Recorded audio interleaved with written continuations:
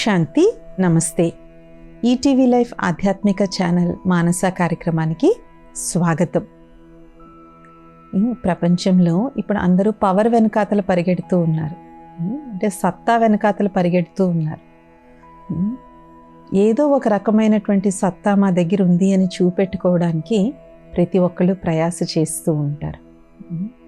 అయితే ఈ మొత్తం విశ్వంలో కానీ మనం చూసుకున్నట్లయితే ముఖ్యమైన శక్తులు వేటిని అని మనం చెప్పుకోవచ్చు, ముఖ్యమైన పవర్స్ వేటివి అని చెప్పుకోవచ్చు. అంటే ప్రస్తుత సమయంలో రాజకీయమయం యొక్క పవర్, పొలిటికల్ పవర్. చూడండి, చిన్న గ్రామ పంచాయతీ ఎన్నికలైనా కూడా మనం వారం రోజులు వార్తాపత్రికల్లోనూ వార్తల్లోనూ అవే చూస్తూ ఉంటాం. ఒక చిన్న సర్పంచ్ ఎన్నికలు అవ్వచ్చు, ఒక్కోసారి యూనియన్ ఎన్నికలు అవుతూ ఉంటాయి, కంపెనీల్లో ఎన్నికలు అవుతూ ఉంటాయి.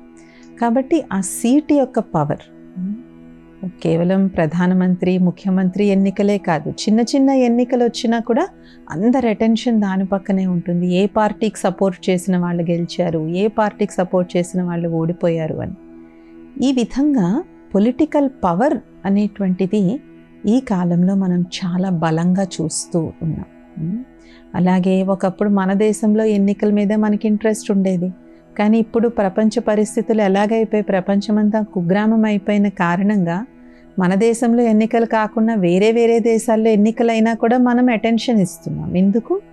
ఆ దేశాల్లో వాళ్ళని ఎవరినైతే ఎన్నుకుంటారో, ఎందుకు ఇప్పుడు ప్రపంచమంతా ఒకరితో ఒకరు వ్యాపారాలు చేస్తూనే ఉన్నారు. ప్రతి దేశం ఇంకో దేశంతో చిన్న పెద్ద అనే తేడా లేకుండా ఎంతో వృత్తి వ్యాపారాలు జరుగుతూ ఉన్నాయి. కాబట్టి వేరే దేశాల్లో ఎన్నుకోబడినటువంటి నాయకులు కూడా మన దేశంలో మన జీవితాన్ని ప్రభావితం చేస్తూ ఉన్నారు. మన యొక్క వాణిజ్యం అయితే అవ్వచ్చు, లేదంటే ప్రయాణాలు అయితే అవ్వచ్చు, టూరిజం అవ్వచ్చు, ట్రావెల్ అవ్వచ్చు, జాబ్స్ అవ్వచ్చు, ట్రేడ్ అవ్వచ్చు, ప్రతిదీ మన లైఫ్ యొక్క ప్రతి చిన్న అంశము కేవలం మన దేశంలో ఏం జరుగుతుంది అనే దాని పట్లే కాదు, మన చుట్టుపక్కల దేశాల్లో ఏం జరుగుతుంది, అగ్రరాజ్యాల్లో ఏం జరుగుతుంది, వీటన్నిటి వల్ల ప్రభావితం అవుతుంది. కాబట్టి ఈ కాలంలో పొలిటికల్ పవర్ అనేటువంటిది చాలా ఎక్కువైంది. అలాగే రెండవ సత్తా ఈ కాలంలో చాలా ప్రభావితం మనల్ని చేస్తున్నటువంటి సత్తా సైన్స్ యొక్క సత్తా, the power of science. Artificial intelligence బాగా మార్కెట్లోకి వచ్చి 1 సంవత్సరం కూడా ఇంకా కాలేదు, అంటే కామన్ మ్యాన్ దగ్గరికి వచ్చి. రీసెర్చ్ అయితే ఎన్నో దశాబ్దాలుగా జరుగుతుంది, కానీ కామన్ మ్యాన్ మన దైనందిన జీవితంలో మన ఎవ్రీడే లైఫ్లోకి వచ్చి 1 సంవత్సరం కూడా కాలేదు. కానీ మనం రోజు ఏ కూర వండుకోవాలో కూడా ఆర్టిఫిషియల్ ఇంటెలిజెన్స్ని అడిగి మనం కనుక్కుంటున్నాం. ఈ మధ్యలో ఒక అక్కయ్య గారు చెప్పిందనమాట, నేను రోజు ఏఐని అడుగుతాను ఇవాళ ఏ కూరగాయలు చీప్గా ఉన్నాయి అని, ఆ కూరగాయలు వెళ్ళి కొనుక్కుని తెచ్చుకుని నేను వంట చేసుకుంటున్నాను అని. సో అంటే మన రోజు మనం ఏం వంట చేసుకోవాలో కూడా మనకి సైన్సే చెప్తుందన్నమాట. అలాగే కొంతమంది ఇంక ఎలాగ బయటకు వెళ్ళే ముందు వెదర్ కూడా ఏఐని అడుగుతారు. దాన్ని బట్టి ఆ రోజు వాళ్ళు స్వెటర్ పట్టుకెళ్ళాలా, లేదంటే రెయిన్ కోట్ ఏమన్నా పట్టుకెళ్ళాలా అనేసి. సో మన లైఫ్ తాలూకా ప్రతి ఆస్పెక్ట్ని, ప్రతి విషయాన్ని కూడా ఏఐ కంట్రోల్ చేస్తుంది. అలాగే చాలామంది ఏఐ దీనికి పడి, ఆర్టిఫిషియల్ ఇంటెలిజెన్స్ దీనికి పడి మోసాలు కూడా చాలా ఎక్కువే అయ్యాయి. అదేవిధంగా ఫేక్ వీడియో కాల్స్ చేయడం, మేము పలానా వాళ్ళు అని చెప్పి పాపం వీళ్ళకి తెలియక రియల్ ఏదో ఫేక్ ఏదో తెలియక వీళ్ళ డబ్బులన్నీ వాళ్ళకి ఇచ్చేస్తూ ఇలాగ మోసపోతున్న వాళ్ళు చాలామంది ఉన్నారు. సో సైన్స్ యొక్క సత్తా వల్ల సమాజంలో మనం చాలా పురోగతిని కూడా చూస్తున్నాం. చెప్పాలంటే ఒకప్పుడు తుఫాన్లు అవి వస్తే చాలా మనం నష్టపోయేటువంటి వాళ్ళం, కానీ ఇప్పుడు రాబోతున్న తుఫాను కానీ రాబోతున్న భూకంపాన్ని కూడా ముందుగానే పసిగట్టేసేయడం వల్ల ఆస్తి నష్టం కాపాడలేకపోయినా ప్రాణ నష్టాన్ని అయితే తగ్గించగలుగుతున్నారు. ముందే అక్కడ ఉన్న వాళ్ళని వెకేట్ చేయడం, లేదంటే అక్కడ వాళ్ళకి వార్నింగ్ ఇవ్వడము. అలాగే ఈ మధ్యన ఇండియాలో ఎంత భయంకరమైన వర్షాలు పడ్డాయి, కానీ ఆ వర్షాలను ముందే ప్రెడిక్ట్ చేయడం వల్ల స్కూల్స్కి, కాలేజెస్కి, ఆఫీసెస్కి సెలవులు ఇవ్వడం వల్ల ఎందరో యొక్క ప్రాణాలు కాపాడడం జరిగింది. సో ఈ విధంగా సైన్స్ అనేటువంటిది కంప్లీట్గా మన జీవితాన్ని ఓవర్టేక్ చేసినటువంటి ఇంకొక సత్తా. కాబట్టి పొలిటికల్ పవర్ తర్వాత సైన్స్ యొక్క పవర్ ఉంది. ఇంకొక అద్భుతమైనటువంటి సత్తా మనని ప్రభావితం చేసేది ప్రకృతి యొక్క పవర్. ఎందుకంటే పొలిటికల్ పవర్, సైన్స్ పవర్ మన కంటికి కనిపిస్తుంది, కానీ ప్రకృతి యొక్క పవర్ మన కంటికి కనిపించదు. కానీ చూడండి, ప్రకృతి ఒక్క క్షణం పడుతుంది దానికి కంప్లీట్గా మారిపోవడానికి. మనం అందరం ఎక్స్పీరియన్స్ చేసే ఉంటాం. మన ఇంటి నుంచి బయలుదేరేటప్పుడు బయట బాగా ఎండగా ఉంటుంది, అందుకని మనం హాయిగా వెళ్ళిపోతాం. కానీ మన బిల్డింగ్ దాటి 2 బిల్డింగ్ల అవతలకి వెళ్ళేసరికి కుండపోతూ వర్షం పడి ఫుల్గా తడిచిపోతాం. మనమే అనుకుంటాం, అదేంటి నేను ఫ్లాట్ నుంచి బయలుదేరేటప్పుడేమో ఇంత ఎండగా ఉంది, ఒక సందు చివరకు కూడా ఇంకా వెళ్ళలేదు, ఇంత వర్షం పడిపోతుంది అని. అలాగే ఒకప్పుడు వరదలు అనేటువంటివి ఎప్పుడో సంవత్సరానికి ఒకసారి వినేటువంటి వాళ్ళం. కానీ ఇప్పుడు వరదలు అనేటువంటివి అది సీజన్తో సంబంధం లేకుండా ఎండాకాలమా చలికాలమా వర్షాకాలం అయితే చెప్పే అక్కర్లేదు, సంబంధం లేకుండా వరదలు వస్తూ ఉన్నాయి. అలాగే భూకంపాలు కూడా ఎప్పుడో మనం సంవత్సరానికి ఒకటి వినేటువంటి వాళ్ళు, కానీ ఇప్పుడు ఆల్మోస్ట్ నెలకు ఒక భయంకరమైన రెక్టర్ స్కేల్లో 7 దాటిపోతున్నటువంటి భూకంపాలు అట్లీస్ట్ నెలకు ఒకసారన్నా మొత్తం ప్రపంచంలో ఏదో ఒక మూల జరిగినట్టుగా మనం వింటూ ఉన్నాం. కాబట్టి ఈ విధంగా ప్రకృతి యొక్క పవర్ కూడా మనల్ని తెలియకుండా చాలా ప్రభావితం చేస్తుంది. అదే మన తెలుగు రాష్ట్రాల్లో చూసినట్లయితే చాలా జిల్లాల్లో ఎప్పుడూ లేనంత చలి ఈ సమయంలో మనం చూస్తూ ఉన్నాం. కొన్ని ప్రాంతాల్లో ఎప్పుడు అంత చలి వేసేది కాదు, అలాంటి ప్రాంతాల్లో కూడా ఇప్పుడు టెంపరేచర్ 14 డిగ్రీలు 15 డిగ్రీలకు వెళ్ళిపోయి అక్కడ ఉన్నటువంటి వాళ్ళు పాపం చలిని వాళ్ళకి ఎప్పుడూ ఎండే అలవాటు, చలి అనేది అసలు అలవాటే లేదు. అలాంటిది వాళ్ళు ఇప్పుడు చలిని పాపం తట్టుకోలేక చాలా అనారోగ్యాలకు కూడా వాళ్ళు గురవుతూ ఉన్నారు. అలాగే అకారణమైన వర్షాల వల్ల కేవలం రెగ్యులర్ లైఫే కాదు, రైతులు ఎంత నష్టపోతూ ఉన్నారు. పంట అంతా పోవడం వల్ల ఏమవుతుంది, డైలీ గ్రోసరీస్ ఏవైతే టమాటాలు ఒకప్పుడు కేజీకి 30 కొనుక్కునే వాళ్ళము ఇవాళ కేజీ మనం 80కి పెట్టి కొనుక్కుంటూ ఉన్నాం. ఎందుకు అవుతున్నాయి అవన్నీ? తినేవాళ్ళు ఎక్కువ మంది అయ్యారు, కానీ ఆహారం నిల్వ అయితే అంతే మిగిలి ఉంది. కాబట్టి ఈ విధంగా ప్రకృతి యొక్క సత్తా అంటే ప్రకృతి యొక్క పవర్ మనల్ని చాలా ఇన్ఫ్లుయెన్స్ చేస్తుంది. ఇంక ఇవి కాక డైలీ మనం చెప్పుకున్నట్లయితే డబ్బు యొక్క power, the power of money. డబ్బు కానీ మన దగ్గర ఉంటే దాంతో మనం సత్కార్యాలను చేసినట్లయితే మొత్తం సమాజాన్నే మనం మార్చేయచ్చు. అలాగే డబ్బు కోసం ఎన్నో దురాగతాలు చేస్తూ ఇతరుల జీవితాన్ని అంతం చేయడానికి కూడా వెనకాడనటువంటి వాళ్ళు చాలామంది కామన్ అయిపోయారు, ఎస్పెషలీ కుటుంబ కలహాలు. సో ఈ విధంగా డబ్బు యొక్క సత్తా కూడా ఎంత భయంకరంగా తయారైందంటే అంత భయంకరంగా తయారైంది. కాబట్టి ఈ విధంగా చూసుకున్నట్లయితే ప్రపంచంలో ఏవైతే సత్తాలు ఉన్నాయో, ఏవైతే పవర్స్ ఉన్నాయో వీటి వల్ల కొంత లాభం తప్పకుండా ఉంది. అంతా నష్టమని మనం చెప్పుకోలేం. అంతా నష్టమని చెప్పుకున్నట్లయితే ఇవాళ మనం ఇలాగ ఊపిరి కూడా పీల్చుకోలేం, రైట్? సో కొంత లాభం అయితే ఉంది, కానీ వీటిని సంపూర్ణ సతో ప్రధానంగా సతోగా కానీ చేసినట్లయితే ఏ విధంగా సత్యత్రేతాయుగాల్లో భారతదేశం స్వర్గంగా స్వర్ణిమయుగంగా ఉండేదో అవి తీసుకుని రాగలం. మరి అలాగ చేయగలిగినటువంటి శక్తి ఏంటి? ఏ శక్తి వీటన్నిటినీ కూడా సతో ప్రధానంగా చేయగలిగినటువంటి శక్తి ఆధ్యాత్మిక శక్తి, ముఖ్యంగా పవిత్రతా శక్తి, శాంతి యొక్క శక్తి. మీరు అనుకోవచ్చు శాంతికి పవిత్రతకు అంత పవర్ ఉంటుందా అని చెప్పేసేసి. చూడండి, ఎంత పెద్ద వంటకంలో అయినా మనం ఉప్పు ఎంత వేస్తాం? సరిపడినంత వేస్తాం, కానీ కూరగాయలంత కేజీ కూరగాయలకి కేజీ ఉప్పు అయితే వేయం కదా, చాలా కొద్దిగా వేస్తాం. కానీ ఆ ఉప్పే లేకపోయినట్లయితే మిగిలిన మనం కాజు పేస్ట్ వేయచ్చు, డ్రై ఫ్రూట్స్ వేయచ్చు, ఎన్నన్నా వేయచ్చు, కానీ చిటికెడు ఉప్పు లేకపోతే నోట్లో ఒక ముద్ద కూడా దిగదు. సో అదేవిధంగా శాంతి యొక్క శక్తి, పవిత్రత యొక్క శక్తి అనేటువంటివి చాలా చిన్నగా కనిపించవచ్చు, కానీ ఇవి చాలా అంతర్లీనంగా పనిచేస్తాయి. ఇవి ఎంత అంతర్లీనంగా, ఎంత సైలెంట్గా పనిచేస్తాయి అంటే వీటి యొక్క పవర్ని మనం గ్రహించలేకపోతాం. కాబట్టి ఈ power of silence and power of purity, శాంతి యొక్క శక్తి, పవిత్రత యొక్క శక్తిలో ఉన్నటువంటి బలం అనేటువంటిది మనకి కనిపించదు. చూడండి, ఒక్కోసారి మనం అంటూ ఉంటాం ఈ ఇంట్లో వాళ్ళందరూ ఎలాంటి వాళ్ళు, కానీ మా అమ్మగారు మా నాన్నగారు సహనం వహించడం వల్ల మేమందరం ఇవాళ కలిసి ఉన్నాము, వాళ్లే కానీ సహనం వహించుండకపోతే వాటికి మేమందరం చెల్లా చెదురైపోయే వాళ్ళము అని చెప్పేసి. సో ఆ ఒక్క వ్యక్తిలో ఉన్నటువంటి ఆధ్యాత్మిక శక్తి, ఆ ఒక్క వ్యక్తిలో ఉన్నటువంటి సహనం అనేటువంటి శక్తి ఆ కుటుంబాన్ని అంత కలిపి ఉంచింది. అలాగే ఈ కాలంలో ప్రపంచంలో ఎన్నో భయంకరమైన యుద్ధాలు, అసలు అవి ఎప్పుడు అంతమవుతాయో కూడా తెలియనటువంటి భయంకరమైన యుద్ధాలు జరుగుతూ ఉన్నాయి. ఎందుకు? రెండు వైపులా కూడా కాంక్ష, రెండు వైపులా కూడా దాహం. కానీ ఎప్పుడైతే రెండిట్లో, రెండు వర్గాల్లో చిత్తశుద్ధితో ఎప్పుడైతే శాంతి యొక్క కామన్ అనేటువంటిది ఉంటుందో అప్పుడు తప్పకుండా అక్కడ యుద్ధం అనేటువంటిది ఆగిపోతుంది. రైట్?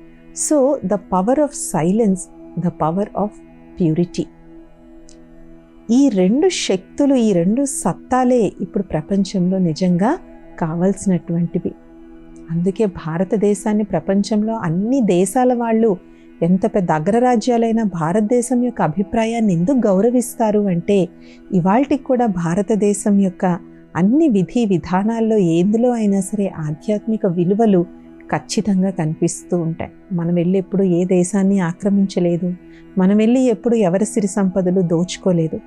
పైగా మనల్ని దోచుకుని మన సిరి సంపదలు తీసుకువెళ్ళిన దేశాలతో కూడా మనం మిత్రత్వాన్ని మనం మెయింటైన్ చేస్తూ ఉన్నాం. కాబట్టి ఈ విధంగా భారతదేశం యొక్క భలే అది అడ్మినిస్ట్రేషనే అవ్వచ్చు, కానీ అందులో కూడా మనం ఎంతో ఆధ్యాత్మిక వాల్యూస్ని మనం పెడుతూ ఉన్నాం. కాబట్టి అలాగని చెప్పి సైలెన్స్ పవర్, పవర్ ఆఫ్ ప్యూరిటీలో ఉండడము అంటే మిగిలినవేవి సాధించద్దు అని కాదు. కానీ ఏవైతే మిగిలిన political power is not wrong, political power అనేటువంటి తప్పు అయిన విషయం కాదు. ఎందుకంటే సరైన నాయకుడు లేకపోతే జనాలందరూ ఏమైపోతారు? చెల్లా చెదరైపోతారు. ఆఖరికి తేనెటీగల్లో కూడా క్వీన్ బీ అని ఒక రాణి ఉంటుంది. మిగిలిన తేనెటీగలన్నీ కూడా రాణి తేనెటీగ ఏం చేస్తే అదే చేస్తుంది. అలాగే అడవిలో ఉండే జంతువులు కూడా సింహమునకు రాజు ఉన్నాడు. Political power is not wrong.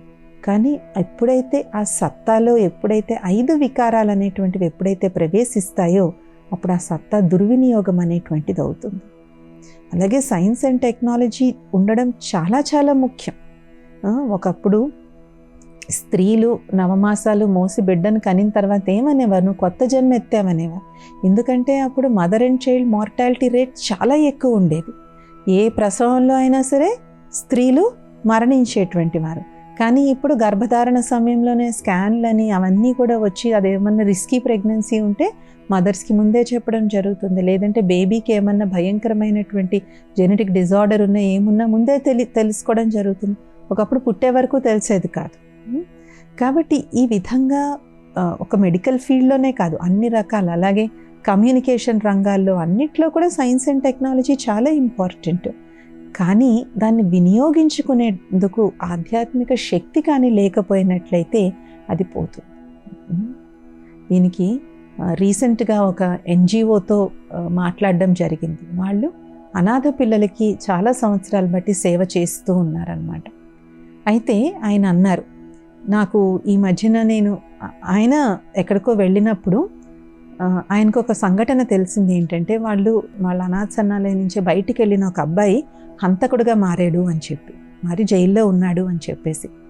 అప్పుడు ఆయనకు అనిపించిందంట, నేను ఈ అబ్బాయికి జీవితానికి ఒక దారి చూపెట్టాను, కానీ ఏ దారిలో నడవాలో మాత్రం నేను చూపెట్టలేకపోయాను. నేను వాడికి మంచి చదువునిచ్చాను, ఇదంతా ఇచ్చాననే అనుకున్నాను, కానీ వాళ్ళకి ఒక సరైన డైరెక్షన్ నేను ఇవ్వలేకపోయాను సిస్టర్. అందుకని నేను మా అనాథాశ్రమంలో ఎంతమంది పిల్లలైతే ఉన్నారో వాళ్ళందరికీ నేను ఇప్పుడు నార్మల్ ఎడ్యుకేషన్ పట్ల ఎంత ఇంట్రెస్ట్ పెడుతున్నానో మారల్ ఎడ్యుకేషన్ పట్ల నేను అంతే ఈక్వల్ అటెన్షన్ పెడుతున్నాను. వాళ్ళు చెడుదారిని పట్టకూడదు, వాళ్ళకి లభిస్తున్నటువంటి ఎడ్యుకేషన్ కానీ వాళ్ళకి లభిస్తున్న వసతుల్ని వాళ్ళు దుర్వినియోగం చేసుకోకూడదు, వాటిని ఉపయోగించుకుని వాళ్ళ సమాజానికి ఉపయోగపడే వాళ్ళుగా కావాలి. అంటే ఈ పిల్లల్లో స్పిరిచువాలిటీ చాలా చాలా ముఖ్యమని నాకు ఆ ఇన్సిడెంట్ తర్వాత నాకు అర్థమైంది. ఆ అబ్బాయిని నేను చిన్నతనం నుంచి మా అనాథాశ్రమంలో నేను పెంచాను, వాడికి మంచి చదువు చెప్పించాను, 10th వరకు చదువుకున్నాడు, తర్వాత ITI కూడా చేశాడు, ఎక్కడైతే షాప్ పెట్టుకుని ఉన్నాడని నాకు అనుకున్నాను, కానీ వాడు హంతకుడుగా మారుతాడని నేను అనుకోలేదు అనేసి. అప్పుడు అతను అనుకున్నాడు, ఈ అబ్బాయి గురించి నాకు తెలిసింది, ఇలా నాకు తెలియక ఎంతమంది నేర చరిత్రలోకి వెళ్ళారో నాకు తెలియదు కదా, నేను అందరినీ అయితే నేను వెతకలేను అనేసేసి. కాబట్టి మనం ఏ పవర్, ఏ ఫిజికల్ ఆస్పెక్ట్ ఆఫ్ పవర్ మన దగ్గర ఉన్నా దాని వెనకాతల అంతర్లీనంగా స్పిరిచువల్ పవర్, ఆధ్యాత్మిక శక్తి ఉన్నప్పుడు దానికి ఒక సరైన దారి అనేటువంటిది దొరుకుతుంది. ఎంత పెద్ద హాస్పిటల్ అయినా మీరు చూడండి, ఫస్ట్ ఒక దేవాలయం ఉంటుంది, ఒక గుడి అనేటువంటిది ఉంటుంది. ఒకసారి ఒక పెద్ద సర్జన్ గారిని కలవడం జరిగిందనమాట. ఆయన అన్నారు, సిస్టర్ నేను ఎన్ని సర్జరీలు చేశానో కూడా నాకు తెలియదు, నేను అన్ని సర్జరీలు చేశాను, కానీ ఇవాళకి కూడా నేను సర్జరీ మొదలు పెట్టేటప్పుడు ఒక్క క్షణం ఆగి ఆ భగవంతుడిని నేను ప్రార్థన చేస్తాను.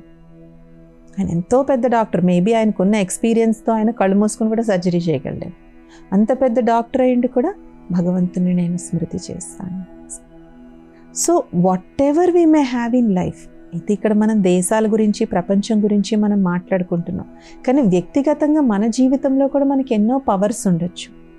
ఉదాహరణకి మనలో మంచి మేధశక్తి ఉండొచ్చు, మనం చాలా తెలివైన వాళ్ళు, సూపర్ ఇంటెలిజెంట్ మనం అయి ఉండొచ్చు.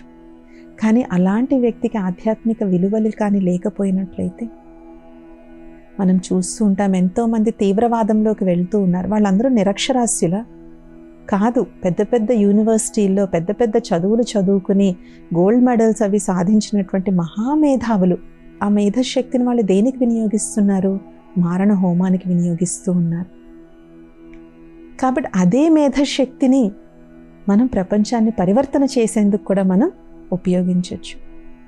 కాబట్టి మేధస్సు అనేటువంటిది కూడా ఒక శక్తే, కానీ ఆ మేధస్సు అనేటువంటి శక్తికి ఆధ్యాత్మిక శక్తి కానీ తోడైనప్పుడు అది ప్రపంచాన్ని మార్చేస్తుంది. మనందరికీ కూడా the world famous scientist, mathematician Ramanujan గారి గురించి అందరికీ తెలుసు. ఆయన్ని చాలామంది పాశ్చాత్య సైంటిస్టులు అడిగేవారంటే, నీకు ఇంత కాంప్లికేటెడ్ మ్యాథమెటికల్ ఈక్వేషన్స్ను నువ్వు ఒక్క నిమిషంలో ఎలా చెప్పేస్తావు అనేసి. రామానుజన్ గారు మహాదేవి ఉపాసకులు. చాలా దేవి అంటే మహా గాఢమైనటువంటి భక్తి.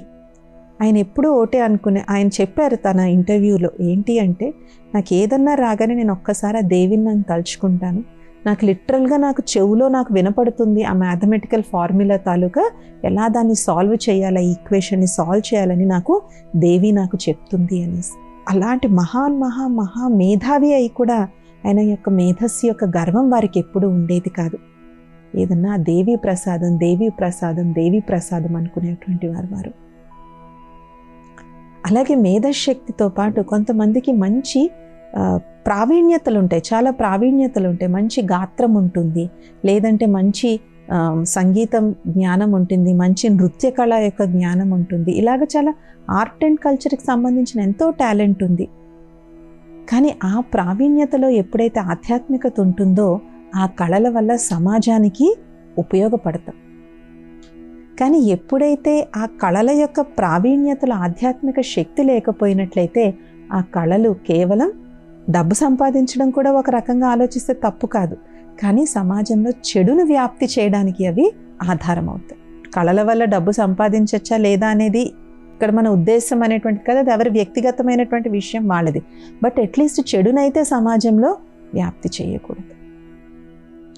కాబట్టి కళలు, ప్రావీణ్యాలు కూడా ఒక రకమైనటువంటి శక్తే, ఒక రకమైనటువంటి సత్తానే. దాంట్లో ఎప్పుడైతే ఆధ్యాత్మిక శక్తి, పవిత్రతా శక్తి, సైలెన్స్ యొక్క శక్తిని మనం జోడిస్తామో మన యొక్క కళ అనేటువంటిది, అందుకే అంటారు కదా, అన్ని కళలు ఈశ్వర సేవ కోసం ఉన్నాయి. కానీ ఎప్పుడైతే మన కళా ప్రావీణ్యంలో మనకి ఆ ఆధ్యాత్మిక శక్తి అనేటువంటిది ఎప్పుడైతే తోడ్పడుతుందో మన కళల వల్ల సమాజంలో మనం మంచిని వ్యాప్తి చేస్తాం. దాన్ని చూసేటువంటి వారు మన కళను మనం చనిపోయినా కూడా అమరంగా మనం అయ్యి కొన్ని దశాబ్దాలుగా మన యొక్క కళను వాళ్ళు గుర్తుపెట్టుకుంటారు. ఫలానా వాళ్ళు ఇంత మంచి బాగా పాడేవారు, లేదంటే ఇంత బాగా నాట్యం చేసేవారు, ఇంత బాగా నటించేవారు అని వాళ్ళని మనం ఇవాళకి కూడా గుర్తుపెట్టుకుంటూ ఉంటాం. కాబట్టి ఆధ్యాత్మిక శక్తి, the power of silence, the power of purity ఏం చేస్తాయి అంటే, ఇప్పుడు చూడండి, బంగారం ఎక్కడన్నా బంగారమే, కానీ 18 క్యారెట్ గోల్డ్కి, 22 క్యారెట్ గోల్డ్కి, 24 క్యారెట్ గోల్డ్కి తేడా ఉందా లేదా? భలే ఆభరణం చేసిన తర్వాత చూసిన వ్యక్తి వెంటనే కనిపెట్టలేకపోవచ్చు, కానీ అదే ఆభరణం 18 క్యారెట్ గోల్డ్, అదే ఆభరణం 24 క్యారెట్ గోల్డ్తో చేస్తే రెండిటికి వ్యత్యాసం క్లియర్గా కనిపిస్తుందా లేదా? ఇది కూడా అంతే. భగవంతుడు మనకి ఎన్నో వరాలు ఇచ్చాడు, భగవంతుడు తెలియకుండా. అలాగే ఎవరికన్నా మంచి ఆరోగ్యం యొక్క శక్తి ఉందనుకోండి, మంచి ఆరోగ్యం యొక్క శక్తి ఉన్నటువంటి వారు, మంచి శరీర దారుఢ్యం కలిగినటువంటి వారు తనువున ఈశ్వరుని సేవలో వినియోగిస్తారు. ఆ శరీరం ద్వారా వాళ్ళు ఎన్నో సత్కారాలు అనేటువంటివి వాళ్ళు చేస్తూ ఉంటారు, మంచి కర్మలు అనేటువంటివి చేస్తూ ఉంటారు. కాబట్టి ఈ విధంగా మన దగ్గర ఏ సత్తా అయినా ఉండుండొచ్చు. కొంతమందికి జనబలం అనేటువంటిది చాలా ఉంటుంది, వాళ్ళ వెనకాతలు చాలామంది జనం ఉంటారు. వాళ్ళు ఏమన్నా ఒక మాట అన్నారు అంటే చాలు. మనం చూస్తూ ఉంటాం కదా, పెద్ద పెద్ద బిజినెస్ లీడర్స్ ఉంటారు, వాళ్ళు అన్న ఒక్క మాటకి మొత్తం మార్కెట్ అంతా either క్రాష్ అన్నా అయిపోతుంది, లేదంటే మొత్తం స్టాక్ మార్కెట్ అన్నా రేజ్ అన్నా అయిపోతుంది, లేదంటే వాళ్ళు ఇచ్చిన ఒక స్పీచ్ వల్ల మొత్తం దేశంలో ఆందోళన అన్నా వచ్చేయచ్చు, లేదంటే మొత్తం దేశంలో మార్పు అన్నా వచ్చేయచ్చు. ఇలా కొంతమంది దగ్గర జనం యొక్క సత్తా ఉంటుంది, వాళ్ళ వెనకాతలో చాలామంది జనం నిలబడతారు. అదే వ్యక్తిలో ఎప్పుడైతే ఆధ్యాత్మిక శిక్షణ, ఆధ్యాత్మిక విలువలు ఉంటాయో ఆ వ్యక్తులందరినీ, తన వెనకాతల ఫాలోవర్స్ని అందరినీ ఆ వ్యక్తి ఎటుపక్కకి తీసుకుని వెళ్తారు. ఆయన్ని ఆదర్శంగా తీసుకున్నటువంటి వాళ్ళు కూడా ఆధ్యాత్మిక మార్గంలో నడిచేటువంటి అవకాశం అనేటువంటిది ఉంటుంది. అలాగే ఇలాంటి నాయకులు మన భారతదేశంలో ఎంతోమంది ఉన్నారు. భలే వాళ్ళు పొలిటికల్ పవర్లో ఉన్నా కూడా ఎంతో ఆధ్యాత్మిక విలువలు కలిగి వాళ్ళ జీవితాన్ని గడుపుతున్న ఆదర్శమూర్తులు కూడా సమాజంలో మన చుట్టూ చాలామంది ఉన్నారు.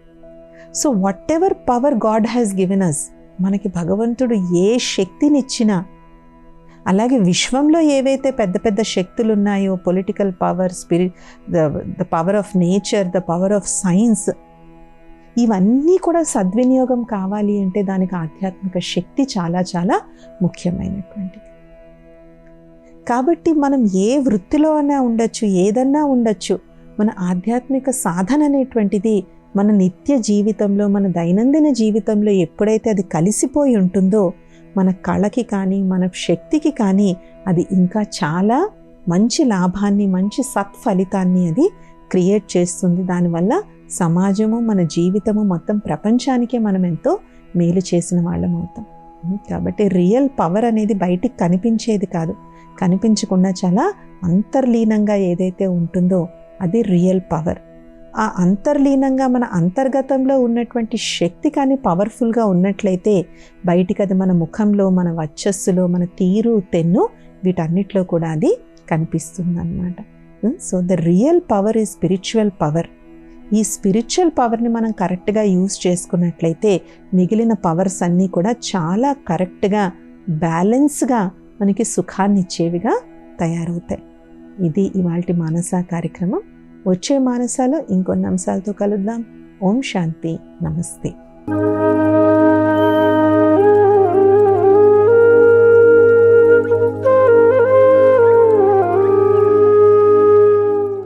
ఈ కార్యక్రమాన్ని తిరిగి చూడాలనుకుంటే www.youtube.com/@ETV Life Spiritual లో చూడవచ్చు.